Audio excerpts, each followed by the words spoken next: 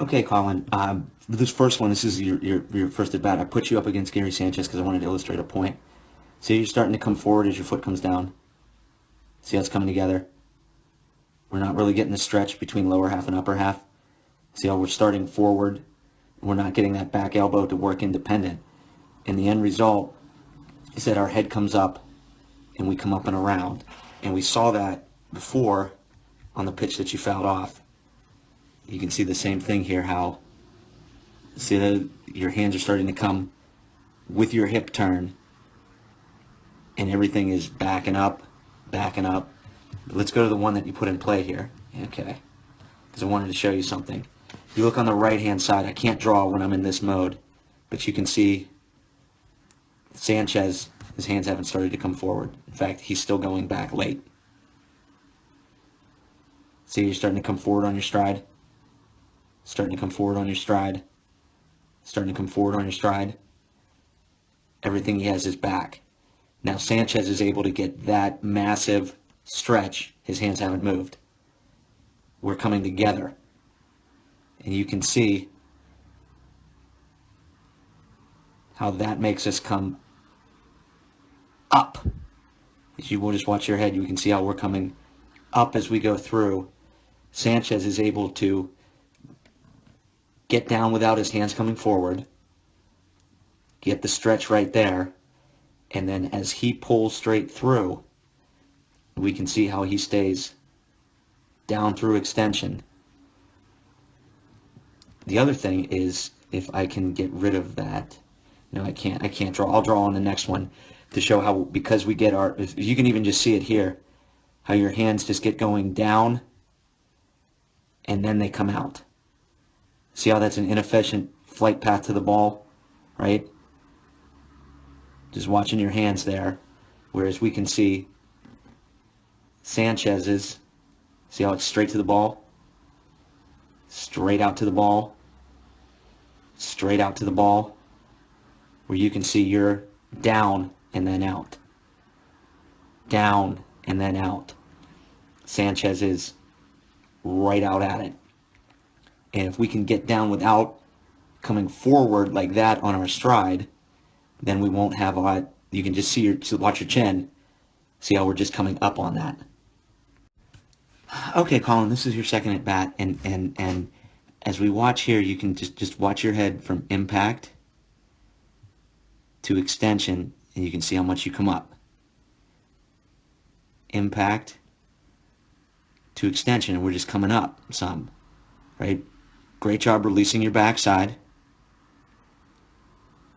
If we could just get some separation between our lower half and upper half, and this one's better than the last one, you do a better job of your hands staying back on your stride. They come together just a little bit.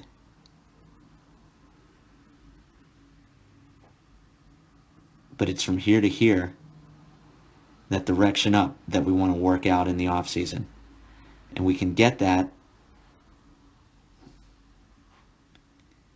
if we, sorry, I was just looking at how your back foot turns like that. That's better than the last time with your hand staying back on your stride. If we can just get a little bit of separation, because I'm trying to watch, see, we really don't have that back elbow working independent of the hands. And we just get a little bit up. So let's really make sure that we have nothing coming forward on our stride. Everything's nice and back. We just get a little bit of separation between our lower half and upper half. Because as we watch, let me get your top hand. Top hand is right here. Let me go circle. Top hand there.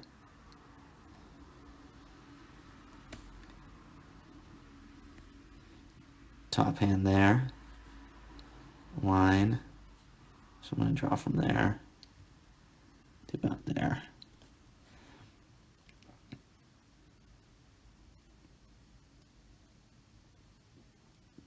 It's not too inefficient, but we're down just a little bit, then we come back up. I think we could take just a little bit more efficient route to the ball if we just got a little bit more stretch between our lower half and upper half, because we got to figure something out. Because if we look at, I draw that line there, that's a bad line. I draw that line there on your head. You can see how you're just coming up and back through extension, and that's what we want to work on this off season. And I think if we just feel ourselves everything back on our stride and just get a little bit of separation, lower half and upper half, a little bit of stretch there, then that will allow us to work out towards the ball and stay down through extension a little bit better. Okay, Colin, this is your third at bat, and the same thing that we've been talking about, where I'd love to just see you get a little bit of separation. Right, you can see here how we've started to move forward as our stride foot hits. We're not really getting that stretch between our lower half and upper half. And I know that this pitch is down a little bit, and we're out in front, and everything's going to look bad when we don't time. But we can see how our hands go down, and then we're coming around. See how it's not the most efficient path to the ball when our direction is around. And again, if I drew a line here, we can see how our head is coming slightly back and up. It's not going to come up as much as it did on the other ones, but we want to get that stretch there. They both just come together, and you can see how our direction is back and slightly up and around. And the inefficient path that our hands take to the ball, right there, you can see from there to there how your chin comes up. From there to there, how your chin comes up. Because we want to get that separation, and we don't get that. So let's get down loaded and then try to get some stretch between our lower half and upper half.